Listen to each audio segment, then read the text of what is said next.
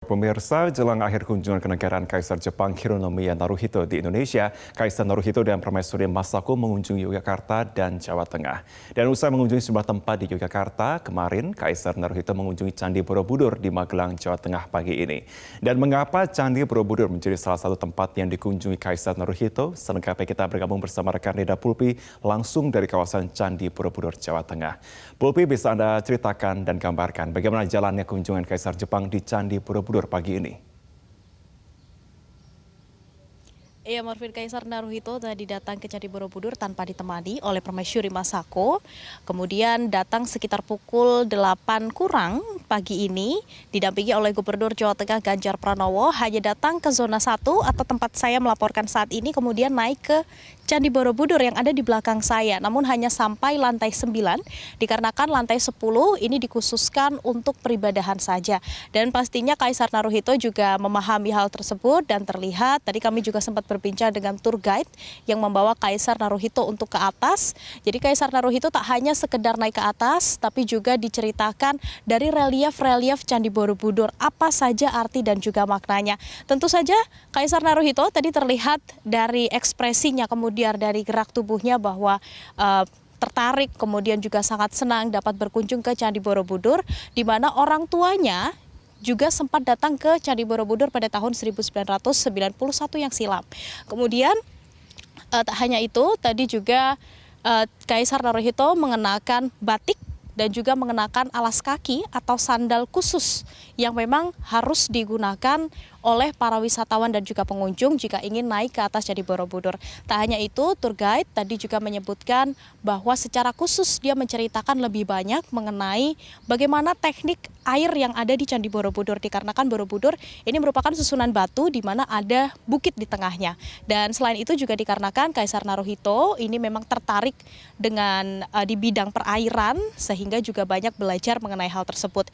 Tak hanya itu, Gubernur Jawa Tengah Ganjar Pranowo tadi juga sempat bercerita bagaimana pemerintah daerah dan juga pemerintah Indonesia ini ingin meningkatkan pariwisata, namun tetap berkelanjutan atau sustainable. Jadi bukan hanya menyuguhkan wisata tanpa dapat dinikmati, tapi juga menyuguhkan wisata yang dapat dinikmati, tapi tetap berkelanjutan sehingga dapat dinikmati hingga masa-masa yang mendatang seperti di Candi Borobudur. Seperti kita ketahui, Marvin, bahwa Candi Borobudur ini memang banyak didatangi oleh wisatawan baik dalam negeri maupun mancanegara. Namun akhir-akhir ini memang menjadi polemik bahwa sejumlah struktur batuannya ini tampaknya sudah mulai sedikit berubah begitu jika kita bandingkan dengan beberapa tahun yang lalu. Tentu ini menjadi concern atau menjadi topik utama yang juga dibahas bersama Kaisar Naruhito tadi ketika berkunjung ke Candi Borobudur. Arvin. Iya, Pulpi, mengapa Kaisar Naruhito secara khusus memilih mengunjungi Candi Borobudur?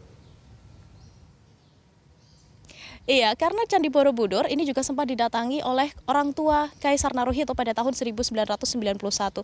Jadi dapat dikatakan bahwa kunjungan ke Yogyakarta kemarin selama 1 hari, kemudian kunjungan ke Magelang, Jawa Tengah ini menjadi napak tilas bagaimana Kaisar Naruhito ini mengikuti jejak orang tuanya yang juga sempat berkunjung ke keraton, kemarin ke keraton Ngayogyakarta Hadiningrat, kemudian hari ini datang ke Candi Borobudur meskipun tanpa ditemani oleh sang permaisuri. Kemudian juga karena beliau tertarik begitu dengan struktur air, sehingga banyak diceritakan bagaimana struktur air yang ada di Candi Borobudur ini tentu menarik.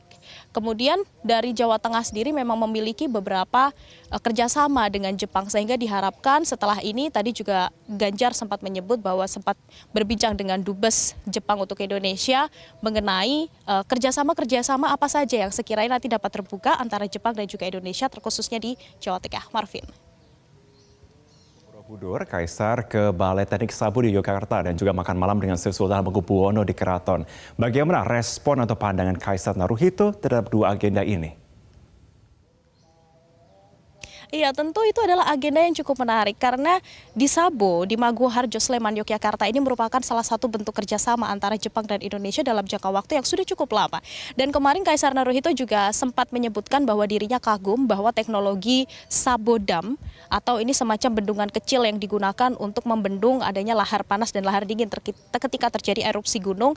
Ini pun juga merasa takjub bahwa teknologi yang sudah bertahun-tahun, berpuluh-puluh tahun, tapi ternyata masih dapat digunakan oleh Indonesia. Ini merupakan salah satu bentuk kerjasama yang cukup lama antara Jepang dan Indonesia, dan diharapkan dengan perkembangan adanya teknik Sabo ini, itu juga nanti dapat memperkembangkan teknologi yang ada di Jepang. Begitupun ketika di keraton, dijamu dengan tarian dan juga makanan khas Keraton Ngayogyakarta Hadiningrat, tentunya Kaisar Naruhito ini juga kagum dan juga senang ketika diberikan jamuan seperti itu, Marvin. Baik, Rida Pupi, terima kasih untuk informasinya langsung dari Candi Borobudur, Jawa Tengah. Terima kasih.